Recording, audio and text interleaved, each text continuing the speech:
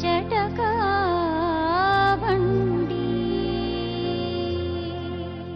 ಪರಿಹಾರ ಏನು?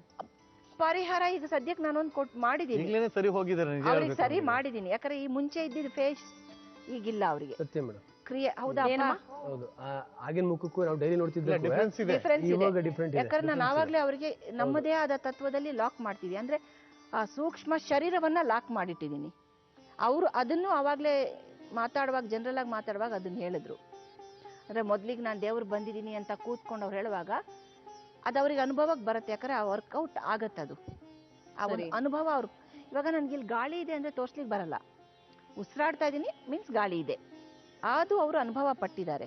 ಈಗ ಅವ್ರು ಕ್ಲಿಯರ್ ಆಗ್ಲೇಬೇಕು. ಮುಂದೆ ಆ ಥರ ರಿಯಾಕ್ಟ್ ಮಾಡಿದ್ರೆ ಅದು ತಪ್ಪು. ನೀವು ಹೇಳಿದ್ರಿ ಏನೋ ಒಂದು ಬೆಕ್ಕು ಬಂತು, ಅನಿತಾ ಅಂತ ಕೂಗ್ತು, ಆಮೇಲೆ ಅದೇನೋ ಕಿಟಕಿ ಹತ್ರ ಹೋಯ್ತು ಅಂತೇನೋ ಹೇಳ್ತಾ ಇದ್ರಿ. ಕೆಲವೊಮ್ಮೆ ಒಂದು ಪ್ರೇತಾತ್ಮಗಳ ಚರಾಚರ ಅಂತ ಹೇಳ್ತೀವಿ. ಆ ಪ್ರೇತಾತ್ಮಗಳ ಚರಾಚರ ಯಾರಿಗಾದ್ರೂ ಅನುಭವಕ್ಕೆ ಬಂದಾಗ ಅವರು ಹೆದರ್ಕೊಂಡಲ್ಲಿ ಈ ಕೆಲವೊಂದ್ಸತಿ ಸ್ವಲ್ಪ ದಿನ ತನಕ ರಿಯಾಕ್ಟ್ ಮಾಡ್ತಾರೆ, ಡಿಸ್ಟರ್ಬೆನ್ಸ್ ಇರುತ್ತೆ. ಯಾರೋ ಹಿಂದ್ಗಡೆ ಬಂದ್ರು, ಯಾರೋ ನನ್ನ ಒಳಗಡೆ ಬಂದ್ರು, ಕಾಲ್ಒಳಗಿಂದ ಯಾರೋ ಸೇರ್ತಾ ಇದ್ದಾರೆ, ಅಥವಾ ನೆತ್ತಿ ಒಳಗಿಂದ ಒಳಗೆ ಹೋಗ್ತಾ ಇದ್ದಾರೆ, ಈ ರೀತಿ ಅನುಭವಗಳನ್ನ ಅವರು ಪಡೆಯೋ ಚಾನ್ಸಸ್ ಇರುತ್ತೆ. ಅಂದ್ರೆ ಪ್ರೇತಾತ್ಮಗಳ ಚರಾಚರದಲ್ಲಿ ಆ ಒಂದು ದೋಷಗಳು ಕಾಣತ್ತೆ ಹೊರತು ಅದು ಪರ್ಮನೆಂಟ್ ಆಗಿರಕ್ ಸಾಧ್ಯ ಇಲ್ಲ. ಅದು ಯಾವಾಗಂದ್ರೆ ನೀವು ಯಾವಾಗ ಹೆದರ್ಲಿಕ್ಕೆ ಪ್ರಯತ್ನ ಪಟ್ಟಿರ್ತೀರೋ ಆ ಸಂದರ್ಭದಲ್ಲಿ ಅದು ನಿಮ್ಗೆ ಆ ಫೀಲಿಂಗ್ಸ್ ನ ತಂದ್ಕೊಡ್ತಾ ಒಂದು ಅನುಭವ ಸಿಗುತ್ತೆ ಅಷ್ಟೇನೆ. ಮೆದುಳು ಹಿಡಿಯತ್ತಲ್ವಾ, ನರಮಂಡಲಗಳ ದೋಷ ಇದೆ, ಅಂದ್ರೆ ನ್ಯೂರೋ ಡಿಸಾರ್ಡರ್ಸ್ ಇದೆ. ಅವ್ರು ಹೇಳ್ತಾರೆ ಇಲ್ಲಿ ನೋವ್ತಾ ಇದೆ, ಕಿವಿ ಹಿಂದೆ ನೋವ್ತಾ ಇದೆ, ಅದೆಲ್ಲ ನೀವು ಪಾಯಿಂಟ್ಸ್ ನ ತಗೊಳ್ಳಿ. ಏನು ನಾವು ಅಕ್ಯುಪ್ರೆಷರ್ಗೆ ಕೊಡ್ತೀವಿ, ಅಕ್ಯುಪಂಚರ್ಸ್ಗೆ ಕೊಡ್ತೀವಿ, ಆ ಪಾಯಿಂಟ್ಸ್ನೇ ಅವ್ರು ತೋರಿಸ್ತಾ ಇದ್ದಾರೆ ಹೊರತು ಬೇರೆ ಏನು ತೋರಿಸ್ತಾ ಇಲ್ಲ. ಎರಡನೇದು, ಆ ರೀತಿ ಅವರಿಗೆ ದೆವ್ವ ಬಂತು ಅಥವಾ ದೇವರ ಚೌಡೇಶ್ವರಿ ಬಂದ್ಲು, ತಾಯಿ ಬಂದ್ಲು ಅಂದಾಗ ಅಬ್ನಾರ್ಮಲ್ ಆಗಿ ಅವರು ರಿಯಾಕ್ಟ್ ಮಾಡ್ತಾರೆ. ಅಂದ್ರೆ ಅವರ ಶಕ್ತಿ ಮೀರಿ ಕೈಕಾಲುಗಳನ್ನ ತಿರ್ಚೋದು, ಮುರ್ಚೋದು, ಕಿರ್ಚೋದು ಮಾಡಿದಾಗ ಸಾಧಾರಣವಾಗಿ ನಾವು ಯಾರು ನಡಿದಲೇ ಇರೋರು ಒಂದಷ್ಟು ದೂರ ನಡ್ಕೊಂಡು ಹೋದಾಗ ನೆಕ್ಸ್ಟ್ ಡೇ ಕಾಲು ನೋವು ಬಂದಿರುತ್ತೆ ನಮ್ಗೆ, ಹೌದಾ? ಈ ರೀತಿ ಮಾಡಿದಾಗ ಆ ನೋವುಗಳು ಖಂಡಿತ ಇರುತ್ತೆ. ಒಂದ್ ವಿಚಾರ ಹೇಳಿ ಅನಿತಾ, ನನಗೆ ಈ ಅವ್ರು ನಿಮಗ್ ಪೂಜೆ ಮಾಡೋದು, ನಿಮ್ ಕಾಲಕ್ಕೆ ಬೀಳೋದು ನಿಮ್ಗೆ ಇಷ್ಟ ಏನ್ರಿ? ಇಲ್ಲ ಮೇಡಮ್, ಬೇಡ ಅಂತ ಮನ್ಸಲ್ಲ, ನನಗೆ ಬೇಡವೇ ಬೇಡ ಮೇಡಮ್. ಹಂಗಾದ್ರೆ ಬೇಡ ಅಂತ ಕೈಯೆಲ್ಲ ಆಗಲ್ಲ ಮೇಡಮ್, ನಿಜವಾಗ್ಲೂ. ದಯವಿಟ್ಟು ಆ ಚೌಡೇಶ್ವರಿ ಕೈ ನಾಣೆಗಳು ಹೇಳ್ತೀನಿ, ನನ್ನ ಕೈಯೆಲ್ಲ ಆಗಲ್ಲ ಮೇಡಮ್ ಅದನ್ನ ಮಾಡಕ್ಕೆ. ಯಾವ್ದು ಇಲ್ಲ ಅನ್ನೋದು ಸತ್ಯ. ಇದೆ ಅಂತ ಅನ್ಸಿದ್ರೆ ತೆಗೆದಾಯ್ತು, ಇವತ್ತಿಗೆ ಮುಗೀತು, ಕಳೀತು, ಸರಿನಾ? ನೀನ್ ಹೋಗಿ ಸ್ಕೂಲಲ್ಲಿ ಸರಿಯಾಗಿ ಓದ್ಬೇಕು, ಇದೆಲ್ಲ ಯೋಚನೆ ಮಾಡ್ತಾ ಕೂತಿರ್ಬಾರ್ದು. ನಿಮ್ ತಾಯಿ ಚೆನ್ನಾಗಿದ್ದಾರೆ, ಏನೂ ಆಗಿಲ್ಲ ನಿಮ್ ತಾಯಿಗೆ, ಸರಿನಾ? ಏನೂ ಆಗಿಲ್ಲ ನಿಮ್ ತಾಯಿಗೆ. ನಿಮ್ ತಾಯಿ ಚೆನ್ನಾಗಿದ್ದಾರೆ, ನಾಳೆಯಿಂದ ಚೆನ್ನಾಗಿರ್ತಾರೆ. ಗಾರ್ಮೆಂಟ್ಸ್ ಹೋಗ್ಬೇಕೇನಮ್ಮ, ನಾಳೆಯಿಂದ ಹೋಗ್ತಾರೆ. ಏನು ಆಗಲ್ಲ. ನೆಕ್ಸ್ಟ್ ನೀವೇನ್ ರಿಯಾಕ್ಟ್ ಮಾಡ್ತಾ ಇದ್ರೆ ಅದು ನಿಮ್ಮನ್ನ ನೀವು ಆರ್ಡರ್ ಕೊಟ್ಕೊಳ್ಳಿ, ನಾನೇನಿಲ್ಲ, ನನ್ನಲ್ಲಿ ಏನಿಲ್ಲ, ನಾನ್ ಚೆನ್ನಾಗಿದ್ದೀನಿ ಅಂತ. ಹಂಗಾಗಿ ನಿಮ್ ಗಂಡ ಏನ್ ಮತ್ತೆ ಕುಡಿಯೋಲ್ಲ, ಹೆದರ್ಕೋಬೇಡಿ ಆಯ್ತಾ? ನೀವು ಕುಡಿಬೇಡಪ್ಪ, ನೀನು ಈಗ ಬಿಟ್ಟಿರೋದು ಬಿಟ್ಬಿಡಿ. ಕುಡ್ದಿರೋದ್ರಿಂದ ನಿಮ್ಗೇನು ಲಾಭ ಆಗಿಲ್ಲ ಅಲ್ವಾ? ಬಿಟ್ಮೇಲಂತೂ ಲಾಭ ಸಿಗತ್ತೆ, ಅಟ್ಲೀಸ್ಟ್ ನಿಮ್ ಕುಟುಂಬ ಚೆನ್ನಾಗಿರುತ್ತಲ್ಲಪ್ಪ. ನೀವು ನೆಕ್ಸ್ಟ್ ಕುಡಿದ್ರೆ ಮತ್ತೆ ಅವ್ರಿಗೆ ಚೌಡೇಶ್ವರಿ ಬರ್ತಾಳೆ ನೋಡು. ನೋಡಿ, ಇಲ್ಲ, ಇಟ್ಸ್ ಕೈಂಡ್ ಆಫ್ ಫೋಬಿಯಾ. ಎಲ್ಲ ಒಂದ್ ಕಡೆ ಎದುರ್ಕೊಂಡಿದ್ದೀರಾ, ಅದು ಈ ತರ ಒಂದು ಇದರಿಂದ ಹೊರಗಡೆ ಬರ್ಸ್ಟ್ ಆಗಿದೆ.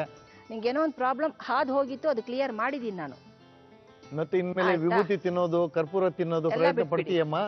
ಇಲ್ಲ ಸರ್, ಆತರ ಏನು ಮಾಡಕ್ ಹೆಚ್ಚಾಗಿ ಚಿಂತೆ ಮಾಡ್ತಿದ್ಯಾ?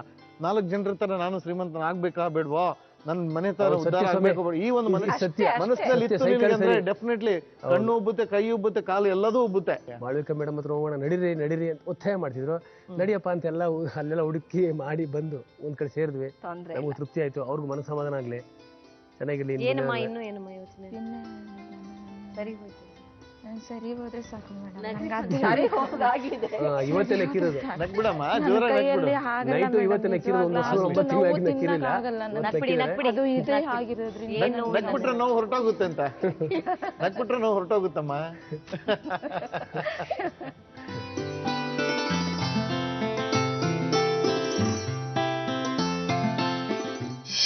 ಅನಿತಾ ಅವರು ಒಂದು ಸಮಸ್ಯೆಯನ್ನ ತೆಗೆದುಕೊಂಡು ಬದುಕು ಜಟಕಾ ಬಂಡಿಗೆ ಇವತ್ತು ಬಂದಿದ್ರು.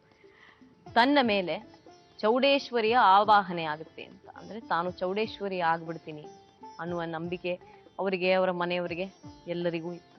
ಈ ಚೌಡೇಶ್ವರಿ ಆಗೋದು, ಚೌಡೇಶ್ವರಿ ನಮ್ಮ ಮೇಲೆ ಬರೋದು, ಅಥವಾ ಪ್ರೇತಗಳು ನಮ್ಮ ಮೇಲೆ ಬರೋದು, ಇವೆಲ್ಲವೂ ನಂಬಿಕೆಗಳು, ಅಪನಂಬಿಕೆಗಳ ಮಧ್ಯದ ವಿಚಾರಗಳು.